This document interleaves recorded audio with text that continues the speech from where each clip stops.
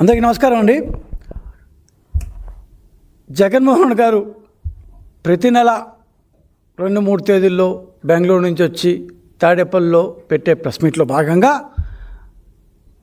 పొద్దున అనుకుంటాను డిఎస్సి మీద విమర్శలు చేస్తూ మేము పెట్టిన అత్యంత పారదర్శకతమైన డిఎస్సి మీద విమర్శలు చేస్తూ 2019లో ఆయన అధికారానికి రాగానే వాళ్ళు పెట్టిన పరీక్షలు ఎంత బ్రహ్మాండంగా పెట్టారు, ఎంత మైలురాయిలు అది ఇది అంటూ చెప్పుకొచ్చారు. సరే, ఇప్పుడు ఆయన ఉద్దేశం ఏంటంటే 7 ఏళ్ళు అయిపోయింది కాబట్టి అందరూ మర్చిపోతారు అనే ఉద్దేశం. సో తన హయాంలో జరిగిన 1,25,000 ఉద్యోగాలను ఏ విధంగా ఎంత లోపభూయిష్టంగా ఇచ్చారు, ఎన్ని స్కాములు జరిగాయి, ఎంతమంది పేర్లు బయటకు వచ్చాయి, ఎంతమంది బంధువులు ఎక్కడెక్కడ పనిచేస్తారు, ఇవన్నీ చెప్పాల్సిన బాధ్యత మాకు కూడా ఉంది కదా. ఎందుకంటే దాదాపు 7 ఏళ్ళు అయిపోయింది. కొత్తగా ఓటర్లు చాలామంది వచ్చారు. వాళ్ళకి పాత స్కాములు తెలియదు కదా. 2013 స్కాములు, 14 స్కాములు, సిబిఐ కేసులే మర్చిపోతున్నారు జనాలు. చాలా సంవత్సరాలు అయిపోయింది. ఇప్పుడు కొత్తగా మొన్న 2019 కూడా మర్చిపోతారు కదా. సో అందుకని జగన్ గారిని అక్కడే కాసేపు ఆపెట్టి, బాబు ఒక్క క్షణం ఉండు, మమ్మల్ని తిట్టే ముందు ఒక్కసారి మీరు చేసింది కూడా విని జనాల్ని డెసిషన్ తీసుకొని. సో ఈ ద్వంద్వ నీతిని, జగన్ గారి రాజకీయ నైతికతను అసలు ఉందా, అట్లాంటి పొలిటికల్ మొరాలిటీ అనేది ఉందా, ఒకవేళ ఉంటే ఎలా ఉంది, అసలు ఉందా లేదా అన్న విషయం కూడా ప్రజలు తెలుసుకోవాలి. ఎందుకంటే ఒక మాజీ ముఖ్యమంత్రి నేను బ్రహ్మాండంగా చేశాను, మీరేం బాగా చేయలేదంటే నువ్వు చేసి ఇంత ఘోరంగా ఉందిరా బాబు అని చెప్పాల్సిన బాధ్యత అధికారంలో ఉన్న మా పార్టీకి కూడా ఉంది కదా, ఒక రాజకీయ పక్షంగా మాకు కూడా ఉంది కదా. సో జగన్ గారు బేసిక్గా స్టార్ట్ చేసింది ఏమంటే టీవీ ఏదో పెట్టి అది కదా చూడండి, ఫస్ట్ ర్యాంక్ వచ్చిన నవీన్ అనుకుంటా ఎస్సీఆర్టీలో అవుట్సోర్సింగ్ ఎంప్లాయీగా పనిచేస్తున్నాడు, అతనికి ఫస్ట్ ర్యాంక్ వచ్చింది, అతనికి ఉద్యోగం ఇవ్వలేదు అని ఆయన చెప్పారు. కరెక్ట్ జగన్మోహన్ రెడ్డి గారు, మీరు నిజం చెప్పారు. ఆ నవీన్ అనే వ్యక్తికి మేము ఉద్యోగం ఇవ్వలేదు. ఎందుకు ఇవ్వలేదంటే అతను ఎస్సీఆర్టీలో పనిచేస్తున్న విషయాన్ని దాచిపెట్టి మోసపూరితంగా నిబంధనలకు వ్యతిరేకంగా ఎగ్జామ్ రాసి ఎక్కడ ఏమి తెలుసుకున్నాడో మనకు తెలియదు, కానీ ఫస్ట్ ర్యాంక్ వచ్చింది. సరే, అతను తప్పు చేశాడా లేదా అనే విషయం పక్కన పెడితే ఖచ్చితంగా పరీక్షల ముందు నేను పలానా చోటు పనిచేస్తున్నాను, ఎస్సీఆర్టీ లాంటి దీంట్లో పనిచేస్తే గవర్నమెంట్కి ఇన్ఫామ్ చేయాలి అన్న నిబంధనని బ్రహ్మాండంగా ఉల్లంఘించాడు కాబట్టి అతనికి నవీన్ అనే అతనికి ఉద్యోగం ఇవ్వలేదు. మీరు చెప్పింది వాస్తవమే. కానీ పరీక్షా విభాగానికి సంబంధించిన మౌలిక సదుపాయాలు చూసుకునే ఒక ఇన్సైడర్ ఉద్యోగి అయిన నవీన్కి టాప్ ర్యాంకులు రాకూడదని, ఒకవేళ వస్తే అతనికి ఉద్యోగం ఎందుకు ఇవ్వలేదని జగన్మోహన్ రెడ్డి గారు గొంతు ఎంచుకుంటున్నారు. మేము దానికి కట్టుబడి ఉన్నాం కాబట్టి అతనికి ఉద్యోగం ఇవ్వలేదు. జగన్మోహన్ రెడ్డి గారు మెయిన్ క్వశ్చన్ ఏంటంటే, మీరు అదే నైతికతకి కట్టుబడి ఉన్నారా? 2019లో మీకు ఆ పొలిటికల్ మొరాలిటీ కాదు, కనీసం మీరు ఒక చీఫ్ మినిస్టర్గా అలాంటి నైతికతకి కట్టుబడి ఉన్నారా? ఎందుకు అడుగుతున్నామంటే, ఈ ధర్మాగ్రహం, ఈ యొక్క ఆగ్రహం, నేను దాదాపు 2.5 గంటల సేపు ఏదో మాట్లాడారు కదా, ఈ ఆగ్రహం 2019లో కాకులెత్తుకుపోయినాయా?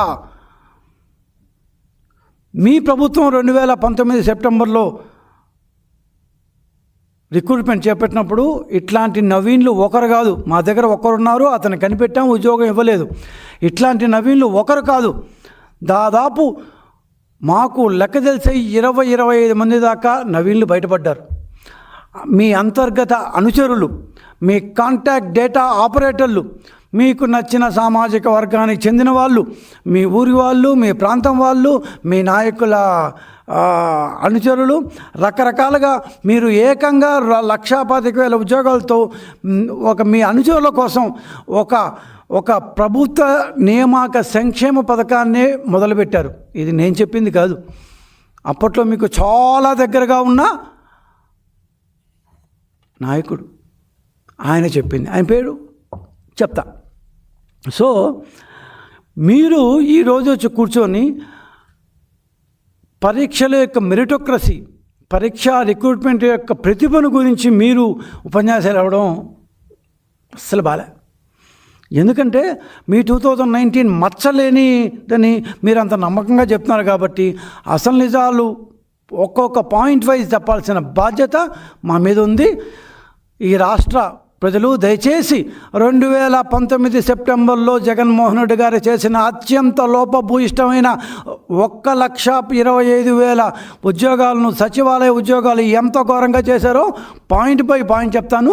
దయచేసి ఆయన యొక్క పొలిటికల్ మొరాలిటీ కావచ్చు, ఆర్గనైజేషన్ మొరాలిటీ కావచ్చు, అడ్మినిస్ట్రేటివ్ మొరాలిటీ కావచ్చు, ఏ రకమైన నైతికత ఉందా అని మీరే నిశ్చయించుకొని. మొట్టమొదటిగా జగన్మోహన్ రెడ్డి గారు అనితమ్మ, అనితారెడ్డి, హోమ్ మినిస్టర్ కాదండి, అనితమ్మ ఉరఫ్ అనితారెడ్డి, ఈ పేరు గుర్తుందా మీకు? బహుశా మీరు మర్చిపోయింటారేమో లేండి. ఏపీపీఎస్సీలో మీరు పెట్టిన దీంట్లో మీరు ఎగ్జామ్ పెట్టారు కదా 2019 సెప్టెంబర్లో. అత్యంత పోటీ ఉన్న కేటగిరీ పంచాయత్ సెక్రటరీ గ్రేడ్ 5 150 మార్కులు గాను 112.25 మార్కులు సాధించి స్టేట్ ఫస్ట్ ర్యాంకర్గా వచ్చింది. మంచిదే. ఒక మహిళ అందరికంటే ఎక్కువగా 150కి అత్యంత కష్టంగా ఉంది. అప్పుడు ఇది ఎగ్జామ్ పేపర్ చాలా కష్టంగా ఉందని చెప్పారు. అప్పుడు ఇవి యూపీఎస్సీ కంటే కష్టంగా ఇచ్చారు అంటూ అప్పట్లో విన్నాం. అంత కష్టతరమైన పేపర్ని అందరికంటే ఎక్కువగా 112.25 మార్కులు తెచ్చుకున్న అనితమ్మ గారిని మీరు మర్చిపోవడం ఎట్లా మర్చిపోతారు? లేని మీరు మర్చిపోరు. 112.25 ఏ కోచింగ్ సెంటర్ పోయిందో, ఎక్కడ చదువుకుందో, ఢిల్లీ పోయి ఏమైనా కోచింగ్ తీసుకుందో అని మేము కూడా అనుకున్నాం. బహుశా ఇంత బాగా చదివింది కదా ఈ అమ్మాయి, నిజంగా గ్రేటు, చాలా సంతోషించాం కూడా.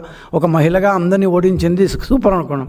కానీ ఆవిడ ఏపీపీఎస్సీలోనే ఉద్యోగం చేస్తున్నారు. ఏ సంస్థ అయితే ఎగ్జామ్ పెడుతోందో, ఏపీపీఎస్సీ ఎగ్జామ్ పెడుతుంటే ఆ సంస్థలోనే అప్పటికి 8 సంవత్సరాలుగా జూనియర్ అసిస్టెంట్ కమ్ ఎగ్జామ్ సెక్షన్లో కంప్యూటర్ టైపిస్ట్గా 8 సంవత్సరాలుగా పనిచేస్తారు. ఏం మాట్లాడతారయ్యా మీరు? అసలు మాట్లాడే ముందు ఆలోచించుకోరా? గత 15 రోజులు మేము కూడా ఎందుకు ఇన్ని రోజులు పెట్టలేదు, ఒక 15 రోజులతో అది ఇవాళ చేస్తాను, ఎందుకు ఆ పాత వాళ్ళు మహిళల్ని వాళ్ళ పేర్లు తేవడం ఎందుకు?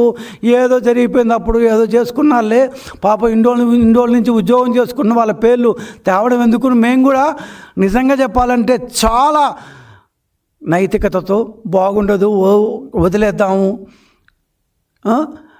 అని అంటే మీరు తెగరెచ్చిపోతున్నారు.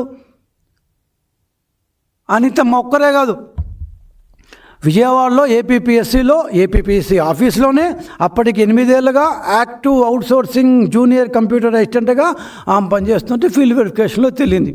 మీరు ఏమైనా చేశారా? ఏమీ చేయలేదు. ఫస్ట్ ర్యాంక్ అని చెప్పి పొలమాలేసి ఆమె చేత ఒక ప్రెస్ మీట్ కూడా పెట్టించి ఆమెకి ఉద్యోగం ఇచ్చారు. మేము ఇప్పుడు ఉద్యోగం ఇవ్వకపోతే ఎంత కోపం వచ్చింది మీకు?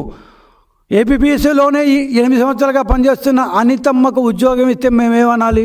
పోనీ మేం కాదు, పత్రికలు, నిరుద్యోగులు రాష్ట్రం అంతా కోడే కూర్చుంది.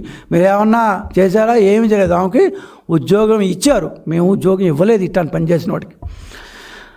సదరు అభ్యర్థినంట కంప్యూటర్ సెక్షన్లో ఉండటం వల్ల పరీక్షకు ముందే రహస్య ప్రశ్నపత్రాలను హ్యాండిల్ చేయడానికి, ఫార్మాట్ చేయడానికి, అంటే మొత్తం మార్చేయడానికి లేదా టైప్ చేయడానికి ఆమెకు పూర్తి ఆయాచిత యాక్సెస్, పూర్తి ఫ్రీ యాక్సెస్ ఉంది అని అప్పట్లో అభ్యర్థులు, పత్రికలు, ఆంధ్రజ్యోతి, ఈనాడు మొదలుకొని, ఇంగ్లీష్ పేపర్లు మొదలుకొని, మీకు అప్పుడు ఒకటి ఉంది, ఇది ఎల్లో మీడియా అంటూ ఈ పేపర్లు ఒక్కచాటుగా మొత్తం ఉచ్చులో పడేస్తారు. ఏమంటే ఎల్లో మీడియా మారుతారులేబ్బా అనేసి. సో పత్రికల్ని పక్కన పెట్టేశారు. ఆ ఉద్యోగం రాని వాళ్ళు 100 మారుతారు అంటూ ఉద్యోగం రాని వాళ్ళు తీశారు. పోలీస్ రిపోర్ట్లను పట్టించుకోలేదు, ఏమీ పట్టించుకోలేదు. మీరు ఇప్పుడు వచ్చి మారుతారు. ఒక్క అభ్యర్థి అయితే ఏదోలే బై మిస్టేక్ మేము ఎట్లయితే ఈ నవీన్ విషయంలో చూడకుండా మిస్ప్లేస్ అయిందో ఒకరు ఉండొచ్చు, దానికి ఏముంది, ఇట్ హ్యాపెన్స్. గవర్నమెంట్ అంత తర్వాత పెద్ద ఓషన్ కదా. కానే కాదు జగన్మోహన్ రెడ్డి గారు. మీకు ఇంకో వ్యక్తి పేరు గుర్తుండాలేమో, దొడ్డ వెంకటరెడ్డి. ఈయన సూపర్ మామూలు సూపర్ కాదు ఈయన. ఎవరన్నా నేను మ్యాథ్స్ చదువుకున్నా, బీఎస్సీ మ్యాథ్స్, ఎకనామిక్స్, స్టాటిస్టిక్స్ నాకు. ఆ తర్వాత ఎకనామెట్రిక్స్ చేసా, ఆ తర్వాత ఇంకేవో చేశా. అట్లా ఆయన ఆర్ట్స్ చేస్తుంటాడు, ఈయన సైన్సెస్, బాటనీ, జువాలజీ చేస్తుంటారు. ఇట్లా ఎవరన్నా ఒక సబ్జెక్ట్ చేస్తారు, ఆర్ట్స్ కానీ సైన్స్ కానీ మ్యాథ్స్ కానీ ఇంకోటిని కానీ. ఏం సూపర్ ఈ దొడ్డ వెంకటరెడ్డి, ఈయనకు కేటగిరీ 1లో సెకండ్ ర్యాంక్ 111.5. ఆమెకు ఎంత వచ్చింది? ఆమెకు వచ్చి 112.5 వచ్చింది. ఈయనకు 111.5, ఆమెకంటే 0.75 మార్కులు ఇతనికి తక్కువ. సరేలే ఈయన కూడా అట్లాగే ఉన్నాడేమో, బాగా చదివాడేమో అనుకున్నాం. కాదు, ఈయనకు ఆర్ట్స్తో పాటు సైన్సెస్ డిజిటల్ అసిస్టెంట్స్ కోసం మ్యాథమెటిక్స్లో ఎగ్జామ్ పెట్టారు. ఈ కంప్యూటర్లు, మ్యాథ్స్, ఈవెన్ స్టాటిస్టిక్స్ ఇవంతా. దాంట్లో కూడా ఈయనకి ఫస్ట్ ర్యాంకే వచ్చింది. ఆర్ట్స్ సైన్స్ అంటే లెఫ్ట్ అండ్ రైట్ హ్యాండ్ అంటారు కదా, ఆ హ్యాండ్తో ఈ హ్యాండ్తో రెండు దీంట్లో ఈయనకి 2 ఫస్ట్ ర్యాంకులు. ఒక దాంట్లో సెకండ్ ర్యాంకు, ఇంకో దాంట్లో ఫస్ట్ ర్యాంకు. కేటగిరీ 1 పూర్తిగా హ్యుమానిటీస్ అంటే హిస్టరీ, పాలిటిక్స్, ఎకనామిక్స్తో ఉంటాయి. కేటగిరీ 2 పూర్తిగా టెక్నికల్, కంప్యూటర్ సైన్స్, ఇంజనీరింగ్ సంబంధించింది. ఇందాక చెప్పాం కదా, ఆ టైములో ఎవరు సెట్ చేశారో పేపర్ తెలియదు, కానీ చాలా కష్టంగా ఉందంట. లక్షలాది మంది ఇంజనీరింగ్ గ్రాడ్యుయేట్లు, సివిల్స్ అభ్యర్థులు విఫలమైన చోట మన ఘనత వహించిన వెంకటరెడ్డి గారు మాత్రం ఇటు ఆర్ట్స్లో సెకండ్ ర్యాంకు, అటు సైన్సెస్లో ఫస్ట్ ర్యాంక్ వచ్చేసింది. ఇంత సూపర్ ఏమో బా, చిన్నప్పటి నుంచి పువ్వు పుట్టగానే పరిమళించును అన్న టైప్లో ఉన్నాడేమోలే అనుకున్నాం.